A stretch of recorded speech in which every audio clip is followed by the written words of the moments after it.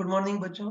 देखो पिछली क्लास में हमने परसेंटेज एरर निकालना मतलब अधिकतम संभव त्रुटि ज्ञात करना हमने देख लिया था और मैंने क्लियरली बताया था कि कभी भी कोई क्वांटिटी मापित राशि के जोड़ या बाकी के रूप में हो तब तो हम डायरेक्ट अवकलन करते हैं और कभी भी कोई क्वांटिटी मापित राशि के अगर गुणे या भाग के रूप में हो तो फिर हम लॉग लेकर के अवकलन वो वाला मेथड लगाते हैं। ठीक है, तो यहाँ तक हमने पिछली क्लास में कर लिया था। अब ध्यान रखना, देखो अभी तक तो हमने जितने भी क्वेश्चन किए थे उसमें हमको केवल एक रीडिंग मतलब केवल एक ही ऑब्जर्वेशन दे रखी थी। और ध्यान रखना कि केवल एक ही रीडिंग या एक ही ऑब्जर्वेशन दे रखी हो तब तो मैक्सिमम परसेंटेज एरर के लिए वही अपना लॉग लेकर के अवकलन वाला वही मेथड लगाते हैं, ठीक है। लेकिन ध्यान रखना कि कई बार क्वेश्चन ऐसे होते हैं जिसमें एक नहीं बहुत सारी ऑब्जर्वेशन ली जाती है। ध्यान रखना कि कई बार ऐसे क्वेश्चन होते हैं जिसमें एक नहीं बहुत सारी ऑब्जर्वेशन ली जाती है। तो ऐसे केस में हम इन सारी ऑब्जर्वेशन या सारी रीडिंग का एवरेज या औसत निकालते हैं, ठीक है। और तब जो त्रुटि होती है उसको औसत में त्रुटि या इंग्लिश में एरर ड्यू टू एवरेजिंग बोलते हैं। ठीक है, तो एक बार देखते हैं कि अगर एक नहीं बहुत सारी ऑब्जर्वेशन ली हो तो फिर एरर ड्यू टू एवरेजिंग कैसे निकालेंगे वो देखते हैं। ठीक है, तो इसको समझने के लिए एक नॉर्मल सा एग्जांपल ले रहा हूँ, ध्यान से देखना। ठीक है, देखो जैसे किसी पर्सन को सिंपल पेंडुलम की मदद से गुरुत्वीय त्वरण g का मान ज्ञात करना है। तो अभी तक तो एक ही ऑब्जर्वेशन लेते थे, लेकिन इस बार उस बच्चे ने क्या किया कि एक नहीं बहुत सारी ऑब्जर्वेशन ली है ना। नॉर्मली हम प्रैक्टिकल में भी ऐसा ही करते हैं कि एक नहीं बहुत सारी रीडिंग लेते हैं। तो देखो जो पहला ऑब्जर्वेशन है उसमें गुरुत्वीय त्वरण g का मापित मान 9.8 बनाया। दूसरे ऑब्जर्वेशन में g का मापित मान 9.80 आया। थोड़ा बहुत कम ज्यादा होता है, ठीक है। ऐसे जो तीसरा ऑब्जर्वेशन है उसमें g का मापित मान 9.82 आया, फिर 9.79 आया। ऐसे ऐसे उसने 10 बार रीडिंग ली है, मतलब 10 ऑब्जर्वेशन लिए हैं। बस हमको पूछा है कि इस केस में g की रिपोर्टेड वैल्यू क्या होगी वो देखना है। और दूसरा हमको देखना है कि इस एवरेजिंग के दौरान g के मापन में एरर कितनी होगी। ठीक है, तो बस इस एवरेजिंग के दौरान g के मापन में माध्य एरर या माध्य त्रुटि कितनी होगी वो देखना है, ठीक है। ठीक है, तो इसको करने का तरीका होता है, ठीक है। तो देखो स्टार्ट करते हैं, ठीक। कोई मान लेते हैं कोई पर्सन है, सिंपल पेंडुलम की मदद से g का मान ज्ञात करना चाहता है और उसने एक नहीं 10 रीडिंग लिए, मतलब 10 पाठ्यांक लिए। ये तो पहले ऑब्जर्वेशन में g का मापित मान 9.81 आ रहा है, दूसरे में 9.80, फिर 9.82, 9.79, ऐसे ऐसे 10 ऑब्जर्वेशन लिए। बस सबसे पहले हम क्या करेंगे, इन सब का एवरेज निकालेंगे, मतलब इन सब का औसत निकालेंगे। ठीक है, ध्यान रखना कि अगर बहुत सारी ऐसी ऑब्जर्वेशन दे रखी हो तो सबसे पहले इन सब का औसत निकालेंगे, मतलब एवरेज निकालेंगे। और सभी को पता है कि g का औसत मान निकालने के लिए क्या करेंगे, सारी है ना सारे g के मापित मानों को जोड़ करके उसमें राशियों की संख्या 10 का भाग लगा देंगे। तो वही g का औसत मान ज्ञात करने के लिए इन सारे ऑब्जर्वेशन को जोड़ करके, सॉरी बीच में डिस्टरबेंस हो गया था। ठीक है, तो ध्यान रखना कि अगर ऐसे बहुत सारे हमने पाठ्यांक लिए हैं तो बस सबसे पहला हम क्या काम करेंगे, g का औसत मान देखेंगे। तो उसके लिए क्या करेंगे, g के सारे मापित मानों को जोड़ करके उसमें राशियों की संख्या 10 का भाग दे देंगे। मैं डायरेक्ट बता रहा हूँ कि g के सारे मापित मानों को जोड़ोगे तो तुम्हारे पास 98 आएगा। ये तो बस g का औसत मान कितना होगा, सारे मापित मानों को जोड़ करके उसमें राशियों की संख्या 10 का भाग लगा देंगे। तो g का औसत मान या g का एवरेज मान कितना आएगा, 98/10 मतलब 9.8। लेकिन इतना ही लिख करके मत छोड़ाना। तुम बताओ कि g के सारे मान दशमलव के 2 स्थानों तक हैं, तो g का औसत मान भी दशमलव के 2 स्थानों तक लिखना होगा। तो दशमलव के 2 स्थानों तक क्या लिखेंगे, 9.80। ठीक है, तो ध्यान रखना अगर बहुत सारी ऑब्जर्वेशन दे रखी हो तो सबसे पहला काम करेंगे कि इन सब का औसत निकालेंगे। तो g का औसत मान कितना होगा, सारे मापित मानों को जोड़ करके राशियों की संख्या 10 का भाग दे दिया, तो जी का औसत मान 9.8, लेकिन दशमलव के 2 स्थानों तक लिखना है तो 9.80। ये जी का औसत मान आ गया, मतलब एवरेज वैल्यू हो गई। और जी का जो औसत मान या एवरेज वैल्यू होती है उसी को हम आदर्श मानते हैं। ये तो ध्यान रखना कि जी का जो एवरेज या औसत मान होता है उसी को आदर्श मानते हैं। ये तो बस हम बोलेंगे कि जी का आदर्श मान 9.80 या जी की रिपोर्टेड वैल्यू 9.80 प्लस जी का जो औसत मान है उसी को हम सबसे सही मानेंगे, मतलब आदर्श मानेंगे। अब हमको देखना है कि प्रत्येक ऑब्जर्वेशन में एरर कितनी होगी वो देखना है। तो बस तुम बताओ कि जी का जो औसत मान है उसी को हम सबसे सही या आदर्श मानेंगे। तो बस तुम बताओ कि किसी भी ऑब्जर्वेशन में जी का मापित मान और जी का औसत या आदर्श मान के बीच जो अंतर होगा उसको क्या बोलेंगे? उस ऑब्जर्वेशन में परम त्रुटि, मतलब एब्सोल्यूट एरर। तो ये ध्यान रखना कि किसी भी ऑब्जर्वेशन में जी का मापित मान और जी का औसत मान, मतलब जो आदर्श मान है, इन दोनों के बीच अंतर का जो परिमाण है उसको उस ऑब्जर्वेशन की एब्सोल्यूट एरर है परम त्रुटि बोलेंगे। देखना तो पहले इस फर्स्ट ऑब्जर्वेशन में एब्सोल्यूट एरर देखनी है। तो फर्स्ट ऑब्जर्वेशन में जी का मापित मान कितना है? 9.81। और बताओ जी का औसत या आदर्श मान कितना है? 9.80। तो इनके बीच जो अंतर का परिमाण होगा वो ही एब्सोल्यूट एरर बोलेंगे। तो पहले ऑब्जर्वेशन में एब्सोल्यूट एरर कितनी हो जाएगी? 0.01 मीटर पर सेकेंड स्क्वायर है।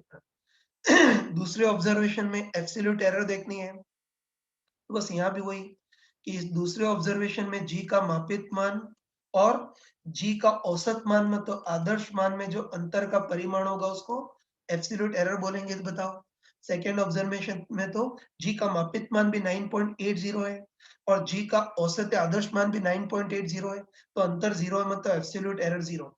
तीसरे में भी देख सकते हैं। ठीक है, तो तीसरे में भी बताओ जी का मापित मान तो 9.82 है, जबकि जी का औसत या आदर्श मान 9.80 है। तो इस तीसरे ऑब्जर्वेशन में एब्सोल्यूट एरर कितनी होगी? मापित मान और जी के औसत या आदर्श मान के बीच अंतर का परिमाण तो 0.02 हो गया। ठीक है, चौथे मान में भी देख सकते हैं कि चौथे ऑब्जर्वेशन में जी का मापित मान 7.8, सॉरी, चौथे ऑब्जर्वेशन में जी का मापित मान 9.78 है। बस तुम बताओ कि जी का मापित मान तो 9.79 है और जी का औसत या आदर्श मान 9.80 है। तो इनके बीच अंतर का परिमाण कितना हो गया? 0.01।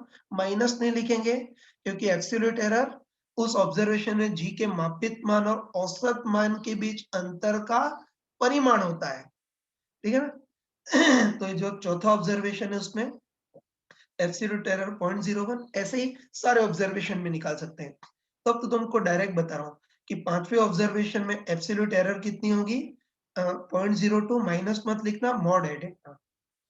छठे ऑब्जर्वेशन में एब्सोल्यूट एरर 0.04, सातवें ऑब्जर्वेशन में एब्सोल्यूट एरर 0.01, आठवें ऑब्जर्वेशन में 0.02, नौवे ऑब्जर्वेशन में 0.01 और 10वें ऑब्जर्वेशन में एब्सोल्यूट एरर बिल्कुल 0 है। बस इस टाइप से हमने प्रत्येक ऑब्जर्वेशन में जी में एब्सोल्यूट एरर देख ली। ठीक है, अब हमको जी के मान में माध्य एरर निकालनी है, तो उसके लिए हम क्या करेंगे? ये प्रत्येक ऑब्जर्वेशन में जो एरर है उन सबको जोड़ करके राशियों की संख्या 10 का भाग दे देंगे। ठीक है, तो ध्यान रखना ये तो हर एक ऑब्जर्वेशन में इंडिविजुअल एरर आ गई ना। अब हमको जी में औसत एरर निकालनी है, तो उसके लिए सारी एब्सोल्यूट एरर को जोड़ करके उसमें राशियों की संख्या 10 का भाग दे देंगे। तो जी में औसत एरर कितनी होगी? सारी एरर को जोड़ करके राशियों की संख्या 10 का भाग देंगे। तो मैं डायरेक्ट बता रहा हूँ कि इन सारी एरर को जोड़ोगे तो तुम्हारे पास आएगा 0.14 अपन राशियों की संख्या 10 का भाग लगाएंगे तो एवरेज एरर कितनी आएगी? 0.014। ये तो जी के मापन में एवरेज एरर 0.014 मीटर पर सेकेंड स्क्वायर ये हो गई। सही है ना? तो बस बोल सकते हैं कि जी के मापन में एवरेज त्रुटि है ना? जी के मान में औसत त्रुटि है, एवरेज एरर 0.014 मीटर पर सेकंड स्क्वायर आ गई, ठीक है? बस इससे हम जी की रिपोर्टेड वैल्यू भी लिख सकते हैं ना? तो बताओ जी की रिपोर्टेड वैल्यू हम क्या लिखेंगे? 9.80 मीटर पर सेकंड स्क्वायर, और इतनी एरर हो सकती है तो प्लस माइनस 0.014 इतना मीटर पर सेकंड स्क्वायर ये लिख सकते हैं।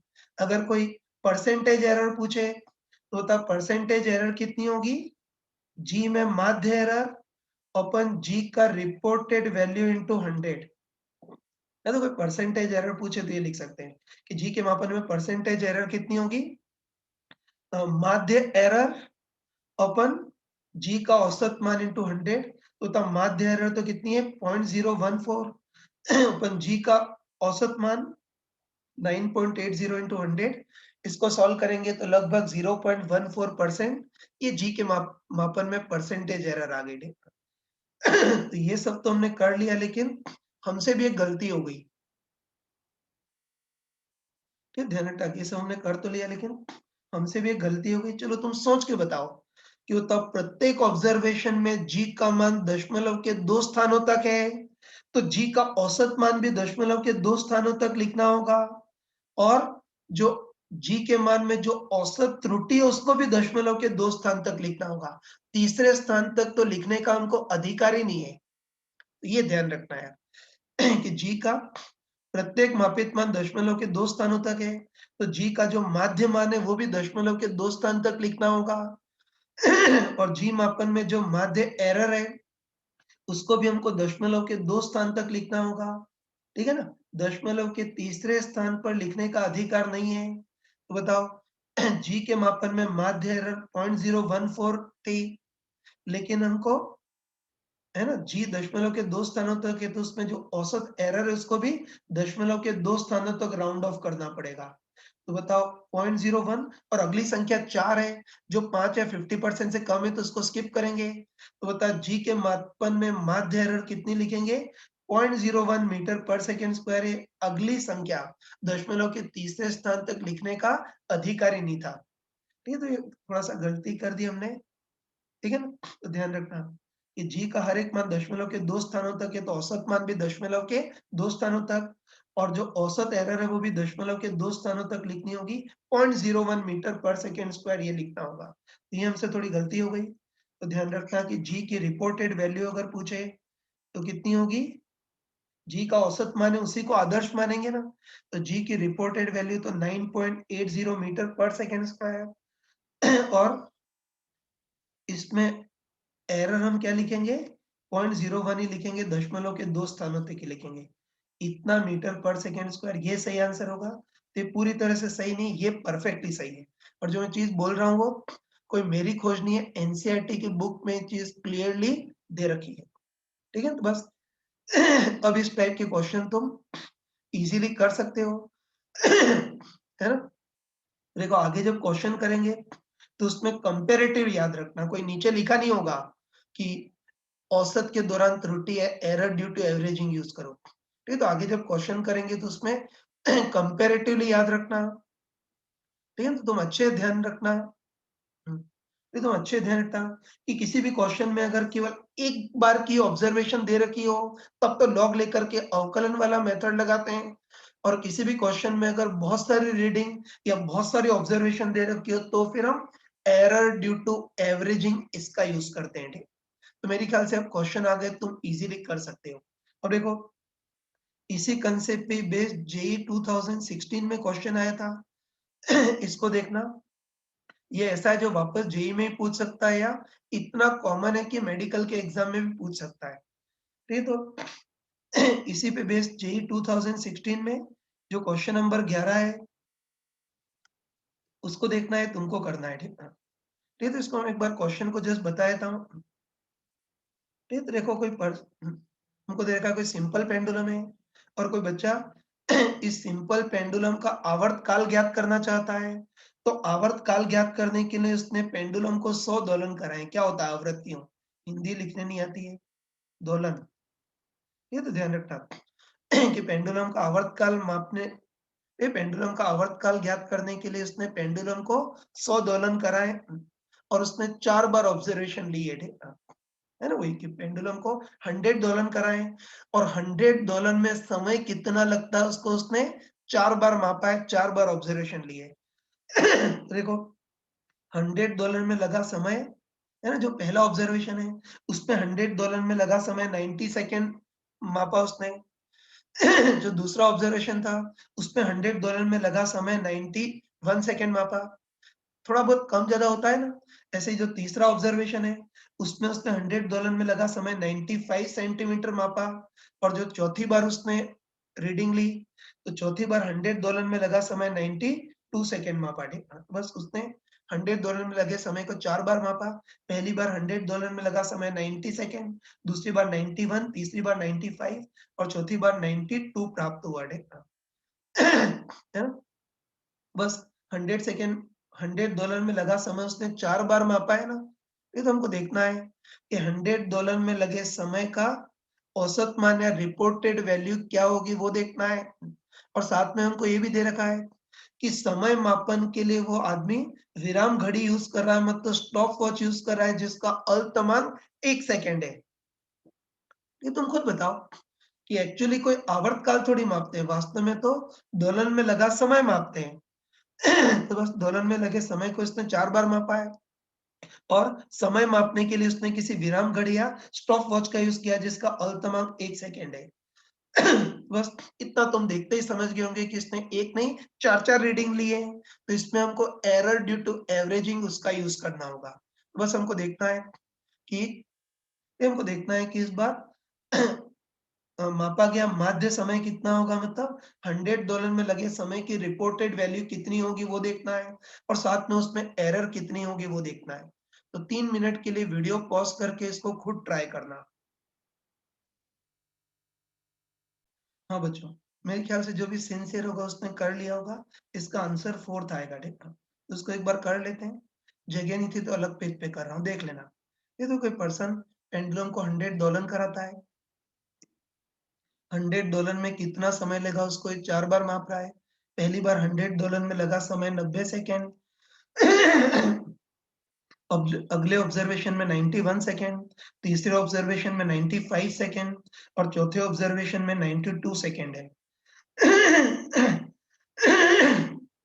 देखो कोई स्मार्ट पर्सन हो तो क्वेश्चन को देखते ही समझ गया होगा कि इस बार इसने एक नहीं 4-4 बार रीडिंग ली है। तो ऐसे केस में हम एरर ड्यू टू एवरेजिंग उस कांसेप्ट का यूज़ करेंगे। ठीक है, चलो ठीक है, मापे गए समय के उसने 4 मान मापे हैं, तो सबसे पहले देखते हैं कि मापे गए समय का औसत मान। हाँ बच्चों, ठीक है, इसने समय को 4 बार मापा है, तो सबसे पहले देखते हैं कि मापे गए समय का औसत मान कितना आएगा वो देखना है। तो हमको पता है कि औसत मान के लिए तो इन सबको जोड़ करके उसमें राशियों की संख्या 4 का भाग दे देना। फिर तो उसके लिए इन सबको जोड़ करके राशियों की संख्या 4 का भाग देंगे। इनको जोड़ेंगे तो कितना आएगा? 368 आएगा ना? तो इनको जोड़ेंगे तो 368 सेकंड आएगा, है ना? तो बस समय का औसत मान निकालने के लिए सबको जोड़ करके उसमें राशियों की संख्या 4 का भाग दे देंगे। तो मापे गए ये तो मापे गए समय का औसत मान कितना आएगा?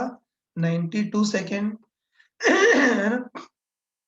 तो मापे गए समय का औसत मान 92 सेकंड और बताओ, जो औसत मान है उसी को हम आदर्श मानेंगे, मतलब बिल्कुल सही मानेंगे। बस 100 डॉलर में लगे समय की रिपोर्टेड वैल्यू हम क्या लिखेंगे? ये 92 सेकंड लिखेंगे। अब हमको माध्य त्रुटि देखनी है। तुम बताओ कि जो समय का जो औसत मान है उसी को हम सबसे सही या आदर्श मानेंगे। बस तुम बताओ कि किसी भी ऑब्जर्वेशन में समय का मापित मान और औसत मान के बीच जो अंतर होगा उसको उस ऑब्जर्वेशन की एब्सोल्यूट एरर ये बोलेंगे। तो चलो पहले फर्स्ट ऑब्जर्वेशन में एब्सोल्यूट एरर देखनी है। तो बताओ फर्स्ट ऑब्जर्वेशन में समय का मापित मान 90 है, जबकि समय का औसत या आदर्श मान 92 है। तो इन दोनों के बीच अंतर का जो परिमाण होगा वही पहले ऑब्जर्वेशन में एरर होगी। तो बताइए इनके अंतर का परिमाण 2, मतलब पहले ऑब्जर्वेशन में एरर 2 सेकंड है। दूसरे ऑब्जर्वेशन में भी देख सकते हो। तो दूसरे ऑब्जर्वेशन में समय का मापित मान 91, जबकि समय का औसत या आदर्श मान 92। बस इनके बीच अंतर का जो मॉडुलस होगा वो दूसरे ऑब्जर्वेशन में एब्सोल्यूट एरर होगी तो 1 सेकंड। तीसरे ऑब्जर्वेशन में देखना है, तो तीसरे ऑब्जर्वेशन में समय का मापित मान तो 95 और समय का औसत या आदर्श मान 92 है। इन दोनों के बीच अंतर का जो मॉड होगा वो तीसरे ऑब्जर्वेशन में एरर होगी, तो ये 3 सेकंड। और चौथे ऑब्जर्वेशन में देखते हैं, तो चौथे ऑब्जर्वेशन में समय का मापित मान 92 है और बताओ मापित समय का औसत मान या आदर्श मान भी 92 है, तो इनके बीच अंतर 0 मतलब चौथे ऑब्जर्वेशन में एब्सोल्यूट एरर बिल्कुल 0 हो गई। तो इस टाइप से हमने हर एक ऑब्जर्वेशन में एब्सोल्यूट एरर निकाल ली, ठीक है। अब देखो, अब हमको समय में औसत एरर निकालनी है मतलब मीन एरर निकालनी है, तो उसके लिए हम क्या करेंगे, सारी त्रुटियों को जोड़ करके उसमें राशियों की संख्या 4 का भाग दे देंगे। तो पहले ऑब्जर्वेशन में एब्सोल्यूट त्रुटि 2, दूसरे ऑब्जर्वेशन में एब्सोल्यूट एरर 1, तीसरे ऑब्जर्वेशन में एब्सोल्यूट एरर 3 और चौथे ऑब्जर्वेशन में एब्सोल्यूट एरर 0। तो सारी एब्सोल्यूट एरर को जोड़ करके उसमें राशियों की संख्या 4 का भाग दे देंगे। तो कितना आएगा? इसको सॉल्व करेंगे तो समय मापन में माध्य त्रुटि कितनी हो गई? 6/4 मतलब 1.5 सेकेंड। बस बोल सकते हैं कि समय मापन में मीन एरर या माध्य त्रुटि कितनी हो गई? 1.5 सेकेंड। अब बेवकूफ लोग यहीं तक छोड़ देते हैं, ठीक, लेकिन इसमें एक गलती है। है ना? तो जो लास्ट स्टेप की उसमें थोड़ी गलती है, तो तुम बताओ कि हमको क्वेश्चन में दे ये हमको क्वेश्चन में दे रखा है कि समय को मापने के लिए हम किसी स्टॉप वॉच या किसी विराम घड़ी का यूज कर रहे हैं और हमको दे रखा है कि विराम घड़ी का अल्पतमांक 1 सेकंड है, मतलब कहने का मतलब है कि समय मापन का अल्पतमांक 1 सेकंड है। मतलब बोल सकते हैं कि ये जो विराम घड़ी है वो केवल 1 सेकंड तक की एक्यूरेसी तक माप सकती है, इससे और ज्यादा क्लोज नहीं माप सकती है। मतलब दशमलव में या 0.1, है ना, दशमलव के पहले स्थान पर कितना आएगा उसको विराम घड़ी नहीं माप सकती है। ठीक है, तो ये खतरनाक चीज ध्यान रखना। ठीक है, तो अच्छे ध्यान रखना कि हमको क्वेश्चन में दे रखा है इस समय मापन के लिए विराम घड़ी का यूज करें जिसका अल्पतमांक 1 सेकंड है ना। तो तुम बताओ कि समय मापन का अल्पतमांक 1 सेकंड है, मतलब ये जो विराम घड़ी है वो 1 सेकंड तक की एक्यूरेसी से तक माप सकती है, उससे और ज्यादा क्लोज नहीं माप सकती है।